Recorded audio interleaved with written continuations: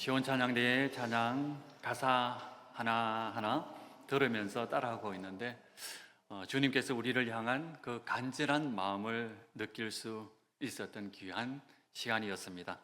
시간만 있으면 계속해서 찬양만 들으면 좋겠다 싶을 정도로 귀한 찬양이었습니다. 감사합니다. 오늘 예배 드리는 모든 이들에게 주님의 평화가 함께 하기를 바라겠습니다. 정치인들이 자주 하는 말이 있죠. 경제가 중요하다. 중요한 것은 먹고 사는 문제다. 이런 말을 자주 합니다. 맞는 말이잖아요. 육신을 가진 우리들이 먹고 사는 문제가 굉장히 중요합니다. 예수님을 믿는 우리들도 먹고 사는 문제가 굉장히 중요합니다. 먹고 사는 것이 중요하다. 이 이야기를 들으면 언제든지 이 문제에 자유로울 수 없는 우리 자신을 보게 됩니다. 그런데도 이 말을 들을 때 우리가 경계해야 될 것은 이 세상의 경제 논리, 그 논리를 가지고 신앙생활을 하면 안 된다라고 하는 거죠. 세상의 경제 논리는 어떤 겁니까? 이 세상에 공짜는 없다. 선물은 없다. 지금 선물을 받은 것처럼 느껴지지만 언젠가 값을 치러야 된다. 이것이 바로 세상의 논리입니다. 주는 것이 있으면 받는 것이 반드시 있어야 되고 투자를 해야만 산출이 있고 또 많이 투자하면 많이 받는다. 이게 바로 세상의 논리입니다. 세상의 경제 논리이죠. 이 세상의 경제 논리를 가지고 우리가 신앙생활을 하면 어떻게 될까요? 삭막해집니다. 왜냐하면 내가 기도를 많이 해야 많이 받을 것 같고 내가 봉사를 많이 해야 그만큼 하나님께서 더 많이 축복해 주실 것 같고 내가 또 경건해야만, 그것도 나 혼자 경건하면 괜찮은데 내가 다른 사람보다 더 경건해야만 뭔가 하나님께서 더 해주실 것 같은 그런 생각, 그런 이 세상의 경제 논리를 가지고 우리의 신앙생활을 한다면 이 세상이 얼마나 삭막하겠습니까? 주님께서는 이 세상의 경제 논리에 맞서 은혜의 경제 논리를 제시하고 있습니다. 특별히 오늘 아브라함의 생애를 예를 들어서 준 만큼 받는 것이 아니라 이 세상의 모든 것이 하나님의 선물이고 또 믿음을 통해서 하나님의 선물을 마음껏 받을 수 있는, 내가 노력한 것 없지만 그럼에도 불구하고 많이 받을 수 있는 이 은혜의 경제 논리를 우리에게 제시해 주고 있습니다. 오늘 이 시간 은혜의 경제 논리를 우리가 깨달음으로써 이 하나님의 은혜 가운데 살아가는 넉넉한 성도가 되시기를 바라겠습니다. 첫 번째, 오늘 주님께서는 은혜의 논리는 하나님을 믿기만 하면 된다, 예수님만 믿기만 하면 된다, 이렇게 말씀하고 있습니다. 바울은 이것을 우리에게 제시해 주기 위해서 아브라함을 예로 들고 있습니다. 아브라함 어떤 사람인가요? 우리가 창세기를 읽어보면 아브라함은 정말 대단한 사람인 것 같습니다. 자신의 고향을 떠날 수 있는 그 용기, 담력, 믿음, 그리고 조카에게 많은 것을 양보할 수 있는 넉넉함, 또 이방인이 아니고 손님을 환대하는 그 정신, 모든 면에서 완벽한 믿음의 조상인 것 같습니다. 유대인들도 그렇게 생각했습니다. 자신의 시조 할아버지는 아주 완벽하기 때문에 하나님은 아브라함을 의인으로 인정하셨다, 이렇게 말씀을, 유대인들은 그렇게 생각을 했습니다. 그런데 바울은 그렇게 말하지 않습니다. 바울은 아브라함이 하나님을 믿었기 때문에 의로 여기셨다, 의인이라고 하나님께서 여기셨다, 떳떳한 사람이 되었다, 이렇게 이야기를 합니다. 아브라함은 윤리적으로 완벽하고 위대한 일을 많이 하고 열심히 주님을 섬겼기 때문에 의인이 된 것이 아니라 바로 하나님을 믿었기 때문에 하나님께서는 그를 귀하게 여기셨다, 이렇게 말씀합니다. 옛날에 회사에 다니신 분들은 출근부를 기억할 겁니다. 당시에는 출근하고 퇴근을 하는 그런 장부가 있었습니다. 지금은 컴퓨터로 다 처리를 하지만 그 당시에는 출근하고 퇴근하고 또 몇 시간 일했는지 다 기록해 놓는 장부가 있었습니다. 월급날이 다가오면 회사 경리가 그 출근부를 보고 하나하나 계산합니다. 며칠 일하고 일당은 얼마였고 수당은 얼마였고 다 계산해서 그 당시 월급 봉투는 누런색이었죠. 거기에 누구누구는 얼마 이렇게 적어 놓습니다. 그러면 월급날이 다가오면 사장님이 은행에 가서 돈을 찾아서 그 숫자만큼, 그 액수만큼 봉투에 넣어 놓습니다. 그리고 대망의 월급날이 되면 모든 사람들이 한 줄로 서서 사장님 앞에 가서 그 월급 봉투를 받습니다.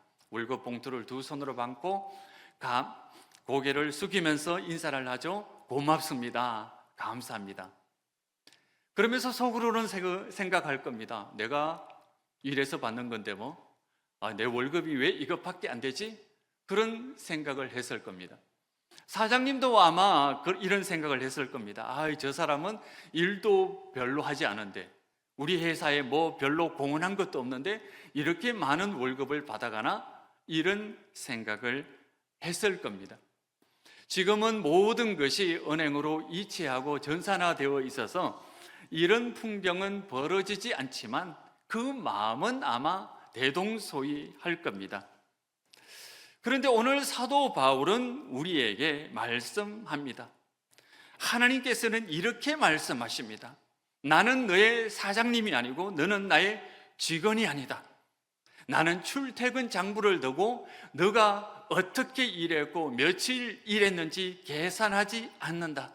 나는 너를 자녀로 생각한다. 자녀로 여긴다. 이렇게 말씀합니다. 이 마음을 5절에 표현해 놓고 있습니다. 5절 우리가 같이 한번 읽어보도록 하겠습니다. 이를 아니할지라도 경건하지 아니하는 자를 의롭다 하시는 이를 믿는 자에게는 그의 믿음을 의로 여기시나니. 한마디로 말해서 하나님 앞에서 아브라함이 의롭게 여김을 받은 것은 좋은 일, 하나님의 뜻에 맞는 일을 많이 했기 때문에 보상으로 주어진 것이 아니라고 하는 겁니다. 하나님은 아브라함을 귀하고 또 의롭게 여기신 것은 하나님을 믿었기 때문입니다. 하나님을 신뢰했기 때문입니다. 우리가 하나님 앞에서 떳떳하게 된 것은 우리 스스로 하나님께서 원하시는 것을 하지 못했지만 하나님께서 우리를 위해 해놓으신 그 많은 것들을 믿었기 때문에 하나님께서 우리에게 베풀어 주신 은혜다라고 말씀해 주십니다. 우리도 아브라함처럼 하나님께서 우리를 위해서 행하신, 그리고 예수 그리스도께서 우리를 위해서 행하신 그 모든 일들을 믿음으로 받아 누리시는 우리 믿음의 자녀들이 되시기를 바랍니다. 은혜의 경제 논리를, 많은 것이 부족하지만 그럼에도 불구하고 우리를 자녀 삼아 주시는 은혜의 경제 논리를 따라서 하나님께 감사하는 우리들이 되기를 바랍니다. 두 번째, 왜 주님께서는 은혜의 경제 논리를 우리에게 말씀하시는 걸까요? 한번 우리가 이렇게 생각할 수도 있겠죠.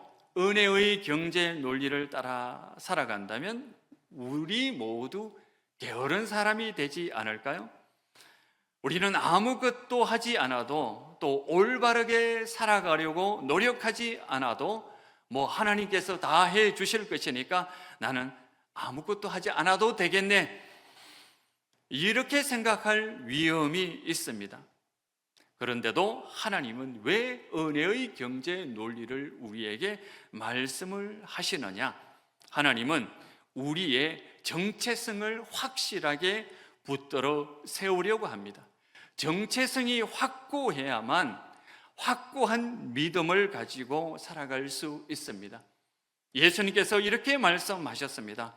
건강한 나무는 건강한 열매를 맺고 병든 나무는 형편없는 열매를 맺게 될 것이다. 성도들이 훌륭한 열매를 맺으려고 하려면 어떻게 해야 될까요? 그 정체성이 확실해야 됩니다. 영적으로 정체성이 확실하고 견고해야만 흔들리지 않고 건강한 열매를 맺을 수 있기 때문입니다. 사탄은 이 세상의 경제 논리를 가지고 성도의 정체성을 공격합니다. 이 세상의 경제 논리는 좀 아까 제가 말씀드렸습니다. 내가 노력하고 투자한 만큼 받는다라고 하는 겁니다. 내가 내 가치를 증명해야 된다라는 겁니다. 내가 훌륭한 성도라는 것을 증명해야 된다라고 하는 겁니다. 내가 하나님을 위해 많이 봉사하고 특히 다른 사람보다 더 많이, 더 잘해야 된다. 이것이 사탄이 우리의 머릿속에 계속해서 불어넣는 이 세상의 경제 논리입니다. 언뜻 보기에는 선의의 경쟁을 불러일으키는 것 같지만 부작용이 더 많습니다. 이 논리를 따라 살아가다 보면 우리는 끊임없이 불안하고 눌리고 또 열등감을 가지고 살아가게 되겠죠. 다른 사람하고 비교하면서 안절부절 못하게 됩니다. 내가 교회에서 이만큼 봉사해야 하고 헌금도 많이 해야 사랑받는 성도가 될 것이다. 이렇게 생각하기 쉽습니다.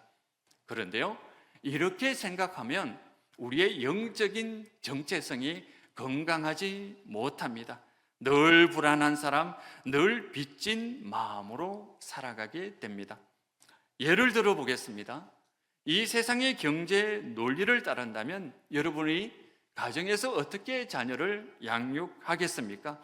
아마 이런 일이 벌어질 겁니다. 아침에 애들이 학교를 가려고 하죠. 그러면 아들과 딸을 앞에 세워놓습니다. 그리고 이렇게 이야기를 합니다. 너는 오늘 하루 성과를 내야 한다.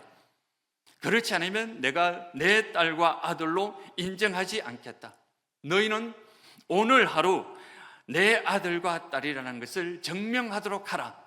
이렇게 아침에 학교 가는 아이들을 세워놓고 매일매일 이야기한다면 어떻게 되겠습니까? 그 마음속에 얼마나 그 정체성이 병들어 가겠습니까? 매일 이런 말을 듣는다면 그 아이는 제대로 자랄 수 없습니다. 마음이 건강하지도 않고 영적으로도 건강하지 않게 되겠죠. 매일 이런 이야기를 들으면 결과적으로 이런 결과가 나올 겁니다. 첫 번째는 아주 순종적인 자녀가 되겠죠.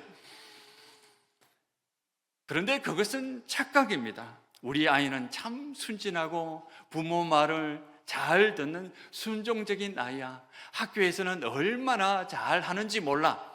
겉으로 드러나는 것은 그렇게 보일지도 모릅니다. 그런데요, 그 마음속에는 끊임없이 나는 어떻게 하면 부모로부터 사랑을 받을 수 있을까? 내가 이렇게 하면 부모가 나를 사랑해 주지 않으면 어떻게 하지?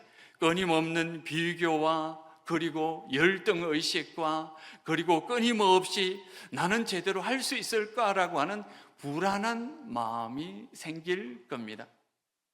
반대로 이렇게 나타날 수도 있습니다. 굉장히 폭력적이고 반항적인 모습으로 나타날 수도 있습니다. 이 세상의 경제 논리를 가지고 우리 자녀들을 양육한다면 아마 그런 결과가 나타날 겁니다. 그런데 여러분들이 자녀들을 양육할 때 이 논리를 가지고 자녀를 양육합니까? 그렇지 않잖아요. 너는 내 자녀이기 때문에, 내 아들이고 딸이기 때문에 내가 너를 사랑하고 믿어주고 지지해준다. 이게 바로 부모의 마음이고 하나님의 마음이라는 것을 알 수가 있습니다. 이 세상의 경제 논리를 가지고 오늘 주일 예배에 오신 성도를 세워놓고 이렇게 말한다면 어떻게 될까요? 너는 너의 힘으로 성도라는 것을 증명해야 된다. 하나님의 자녀라는 것을 증명해야 된다. 경건한 성도라는 것을 증명해야 된다. 이렇게 예배 드리는 것으로 나는 만족하지 않는다. 더 잘해야 된다. 하나님께서 이렇게 말씀하신다면 어떻게 될까요? 그 성도의 정체성이 바로 세워질 수 없습니다. 그 마음이 진정으로 주님을 따르지 않습니다. 그래서 하나님께서는 이 세상의 경제 논리가 아니라 은혜의 논리로 우리를 구원하시고 우리를 양육하시는 분입니다. 너희는 내가 사랑하는 아들이고 딸이다. 그 자체로 나는 대만족이다. 너는 이렇게 예배의 자리로 나온 것만으로도 나는 너를 만족한다, 사랑한다. 마음을 다해서 찬양하는 이것으로 나는 너희가 정말 사랑스럽고 믿음직스럽고 내가 이 세상 모든 것을 다 바쳐 구원한 그런 그 은혜, 그 사랑에 반응한 너희가 참 귀엽다. 이렇게 말씀하실 겁니다. 이게 성도의 정체성이고 주님께서 원하시는 겁니다. 우리가 하나님의 자녀가 되기 위해서 우리가 더 이상 노력할 필요는 없다는 거죠. 하나님께서 이미 모든 것을 해 놓으셨다는 겁니다. 이것을 믿음으로 수용하기만 하면 된다는 겁니다. 믿음으로 받아들이면 된다는 것을 주님께서 우리에게 말씀해 주고 있습니다. 전에 사역하던 교회에서 권사님들이 4-5분 모여서 열심히 담소를 나누면서 아주 깔깔거리며 박장대소하면서 웃고 있는 그 모습을 보았습니다. 도대체 무슨 말씀을 하시길래, 이야기를 나누길래 저렇게 재미가 있을까? 가서 들어보니까 바로 주제는 새로 태어난 손자에 관한 이야기였습니다. 그 가운데 사업을 하시는 여자 장로님이 계셨습니다. 그 장로님께서 아들이 있는데 아들이 결혼을 했습니다. 그리고 시간이 흘러서 손주가 태어났습니다. 이제 1년이 되어서 첫 돌을 준비하고 있는데 그 가운데 있는 권사님들이 농담으로 이야기를 하는 겁니다. 나는 누구누구 장로의 손녀로 태어났으면 좋겠다. 태어나 보니 누구누구는 그 누구누구 장로의 손녀였다. 이런 말씀을 하시는 것을 들었습니다. 이 말이 뭘까요? 그 장로님이 사업도 하고 물질적인 여유도 있고 그 집안의 가풍도 좋고 믿음도 좋은 그 집안에 손녀로 태어났으니까 얼마나 행복하고 복된 것인가, 그것을 농담 삼아 이야기하는 거죠. 그 권사님들은 잘 알고 있습니다. 그 가운데 태어난 손녀는 할머니의 그 은혜와 사랑을 받으면서 자랄 것이고 그 혜택을 누리게 될 것이라는 것을 너무나 잘 알고 있습니다. 그래서 태어나 보니 누구누구의 손자였다. 이렇게 농담하면서 재밌게 이야기를 하는 겁니다. 우리도 마찬가지죠. 우리도 아무것도 한 것이 없지만 믿고 보니 하나님의 아들이었다. 믿고 보니 하나님의 딸이었다. 이 사실을 받아들이시기 바랍니다. 믿음으로 누리시기를 바랍니다. 예수님께서 우리를 위해 행하신 그 모든 것들을 받아 누릴 수 있습니다. 감사와 기쁨으로 이 사실을 받아들인다면 주님께서 우리에게 베푸시고자 했던 그 모든 것들을 누리면서 살아갈 수 있는 것이 바로 하나님의 자녀들입니다. 믿음으로 예수님께서 우리를 위해 하신 그 모든 것들을 받아들일 수 있는 귀한 성도가 되시기를 바라겠습니다. 세 번째, 우리가 생각할 것이 있습니다. 은혜의 경제 논리를 따라가는 삶이란 도대체 어떤 삶일까요? 우리의 삶은 어떤 삶일까요? 우리가 하나님의 자녀가 되기 위해서 우리가 한 것은 아무것도 없습니다. 그냥 믿음으로 누리기만 하면 됩니다. 그런데요, 공짜로 받는 선물인 것처럼 느껴지지만 누군가는 그것을 우리에게 주시기 위해서 아주 비싼 대가를 치렀다고 하는 것입니다. 예수님께서 우리에게 그 은혜를 주시기 위해서 아주 비싼 대가를 치르셨습니다. 갈릴리에 그리고 나사렛에서 태어나셨고 고생하셨고 십자가를 지셨고 우리를 위해 고난당하신 그 모든 것들, 십자가에 죽으셨던 그 모든 아픔, 그 모든 대가를, 아주 비싼 대가를 치렀기 때문에 우리가 믿음으로 누릴 수 있다라고 하는 그 사실입니다. 그래서 우리 성도들은 그 은혜를 따라 살아가는 삶이라고 하는 것은 감사하며 살아가는 삶입니다. 영어로 감사합니다라고 하는 말이 뭘까요? 영어로 감사하다? 땡큐죠. 땡큐. 이게 영어로 감사합니다라고 하는 말입니다. 그런데 이 땡큐라고 하는 말은 당신을 생각합니다라고 하는 그런 말에서 나왔습니다. 당신을 잊지 않겠습니다. 당신이 우리를 위해 베푸신 그 사랑과 은혜를 잊지 않겠습니다라고 하는 그 말이 영어로 땡큐입니다. 감사라고 하는 것은 예수 그리스도께서 우리를 위해 행하신 그 모든 것들을 잊지 않고 살아가는 것, 그것이 바로 감사한 삶입니다. 감사는 예수님께서 나를 위해서, 하나님의 자녀 삼기 위해서 하늘의 영광을 버리고 이 땅에 오셨던 그 사실, 나를 찾아내기 위해서 산을 넘고 들을 건너고 강을 건넜다는 그 사실을 잊지 않고 늘 감사하는 마음으로 살아가는 것이 바로 감사의 삶입니다. 이런 눈으로 자기 자신을 한번 생각해 보시기를 바랍니다.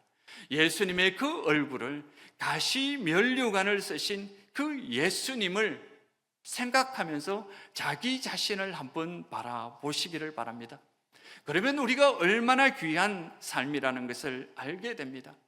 여러분, 예수님께서 우리를 구원하시기 위해서 모든 것을 버리시고 십자가를 지셨다면 우리가 우리 자신을 바라볼 때 우리가 얼마나 귀한 사람이라는 것을 깨달아 알게 됩니다. 하나님께서 우리를 위해 베풀어 주셨던 그 사랑입니다. 이 말씀을 준비하면서 제가 거울을 한번 쳐다보았습니다. 제가 이렇게 오기까지 하나님께서 얼마나 많은 고난과 아픔을 지셨는가, 그리고 하나님을 믿는 그 사람들이 나에게 베풀어 주셨던 그 많은 은혜와 은총들이 내 얼굴에 다 녹아 있지 않는가라고 하는 생각입니다. 제가 교회 사역을 하면서 여러 권사님, 여러 집사님, 여러 장로님들의 도움과 감사와 지지를 통해서 이렇게 왔다는 사실, 그것이 바로 예수님의 그 크신 사랑을 통해 왔다는 그 은혜를 깨달아 알게 되었습니다. 여러분들, 우리의 모든 삶, 우리의 삶, 그 모든 것들이 누군가의 도움, 나에게 값없이, 대가 없이 바라지 않고 베풀어 주셨던 그 놀라운 은혜와 은총의 삶, 그것이 우리의 삶을 지탱해 주고 있습니다. 여러분들은 이제 매일 거울을 보면서 예수님께서 나를 위해 베풀어 주셨던 그 은혜 덕분에 내가 이 얼굴을 가지게 되었다라고 하는 그 사실을 깨닫고 늘 감사하는 사람들이 되시기를 바랍니다. 그리고 예수님을 믿기 때문에 교회 공동체가 되었다는 그 이유 하나만으로 여러분들을 아무 대가 없이, 아무 값을 요구하지 않고 베풀어 주셨던 그 사랑의 손길이 있었기 때문에 오늘날 우리가 있다는 그 사실을 잊지 말고 살아가는 귀한 성도들이 되시기를 바랍니다. 그 은혜의 눈으로 우리 이웃을 바라보면 어떻게 될까요? 이웃에게 넉넉한 마음을 품고 바라볼 수 있지 않겠습니까? 주님께서 우리를 베풀어 주셨던 그 크신 사랑의 눈으로 우리 이웃을 바라본다면, 나와 좀 차이가 있고 나와 좀 의견이 다르고 나와 다른 방법으로 주님을 섬긴다 할지라도 품고 함께 갈 수 있는 교회가 될 수 있지 않겠습니까? 교회라고 하는 것은 바로 초월적인 존재입니다. 왜 초월적인 존재일까요? 내 생각과 내 가치, 우리의 차이를 모두 뛰어넘는 바로 주님의 사랑 때문에 하나가 될 수 있는 공동체이기 때문에 초월적인 존재입니다. 우리 가슴 속에 주님의 그 은혜의 논리가 가득 임하기를 바랍니다.